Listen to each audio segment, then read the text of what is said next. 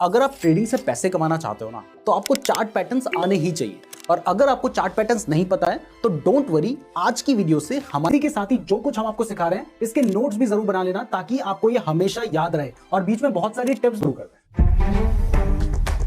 सबसे पहला जो चार्ट पैटर्न है इसका नाम है डबल टॉप पैटर्न। अभी फिलहाल हमने आपको सिर्फ समझाने के लिए लाइन वाले चार्ट में आपको दिखाया है, आगे हम आपको कैंडलस्टिक चार्ट में भी दिखाएंगे। तो ये जो डबल टॉप पैटर्न है, ये सबसे पहली बात है कि अप ट्रेंड में बनता है, यानी इससे पहले जो ट्रेंड होगा वो अप ट्रेंड होगा। तो यहां पर आप देख सकते हैं कि पहले शेयर की प्राइस बढ़ रही थी और स्टॉक जो था वो अप ट्रेंड में था।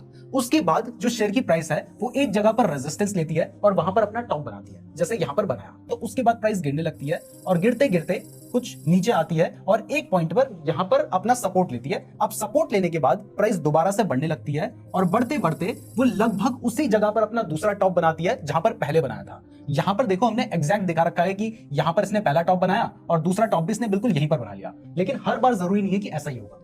कई बार क्या होगा कि हो सकता है इसने पहला टॉप यहां बनाया था, दूसरा टॉप उसने यहां पर बना लिया। तो आप ये मत समझना कि थोड़ा ऊपर टॉप बना लिया तो इसका मतलब ये डबल टॉप पैटर्न नहीं है। 2-3% ऊपर 2-3% नीचे अगर वो अपना टॉप बनाता है तो उसको भी हम डबल टॉप पैटर्न ही कंसीडर करेंगे। यानी अगर यहां की जगह यहां भी ये सेकंड टॉप बनता तो इसको भी हम डबल टॉप पैटर्न ही कंसीडर करते। और ये टॉप बनाने के बाद जो शेयर की प्राइस है वो वापस से गिरने लगती है और गिरते गिरते उस पॉइंट पर आती है जहां पर उसने पहले सपोर्ट किया था। तो जब भी ऐसा होगा तब आपने क्या करना है, आपने इससे लगते हुए एक लाइन खींच लेनी है।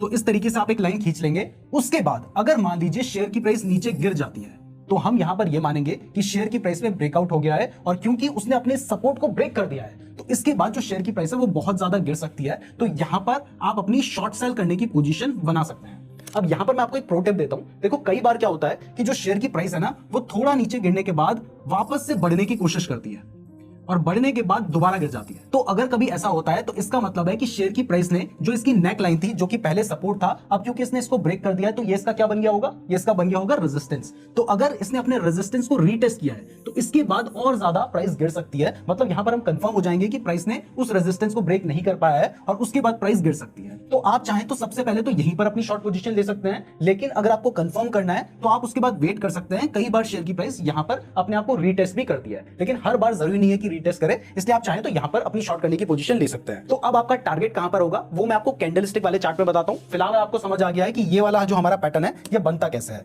तो जब ये पैटर्न बन जाता है तो उसके बाद आपको क्या करना है, आपने देखा कि यहां पर भी हमारा जो एम पैटर्न है, इसको वैसे मैं आपको बता दूं, इसको एम पैटर्न भी बोलते हैं, क्योंकि आपको स्क्रीन में ये एम जैसा दिखाई दे रहा है ना, इसलिए इसको एम पैटर्न भी कहा जाता है। तो यहां पर आप देख सकते हैं कि पहले जो शेयर की प्राइस थी वो बढ़ रही थी और शेयर की प्राइस ने यहां पर अपना पहला टॉप बनाया, इसको फर्स्ट पीक भी बोल सकते हैं। उसके बाद शेयर की प्राइस गिरने लगी और इसने यहां पर अपना सपोर्ट लिया। सपोर्ट लेने के बाद प्राइस वापस से बढ़ने लगी और उसके बाद आप देखेंगे कि जहां पर पहले उसने अपना रेजिस्टेंस लिया था, बिल्कुल वहीं पर शेयर की प्राइस ने रेजिस्टेंस लिया है। और वैसे मैंने आपको बताया कि थोड़ा ऊपर नीचे भी लेता तब भी हम उसको एम पैटर्न यानी डबल टॉप पैटर्न ही मानते हैं। और इसके बाद आप देखते हैं कि शेयर की प्राइस गिरने लग गई।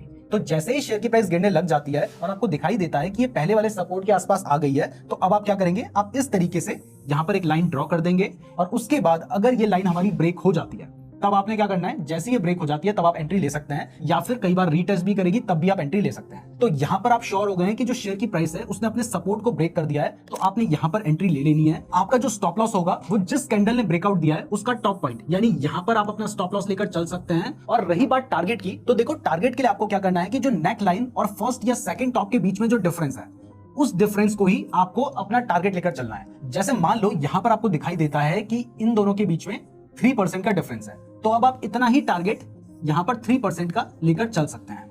तो इस तरीके से आप एम पैटर्न को ट्रेड कर सकते हैं। तो देखो, इतना आसान है डबल टॉप पैटर्न को ट्रेड करना। अब अगर आपको डबल टॉप आ गया ना, फिर तो डबल बॉटम जो इसका बाद वाला पैटर्न है वो आपको बहुत इजीली समझ आ जाएगा। बिल्कुल सिंपल है, इसी के जैसा है। लेकिन यहां पर मैं आपको बता दूं कि कोशिश करो कि सिर्फ इन पैटर्न्स को देखकर ट्रेड मत करो। इसके साथ अगर आप वॉल्यूम इंडिकेटर का यूज कर लेंगे, मूविंग एवरेज का यूज कर लेंगे, आरएसआई का यूज कर लेंगे, तो आपका जो ट्रेड होगा ना वो काफी एग्जैक्ट हो जाएगा। अगर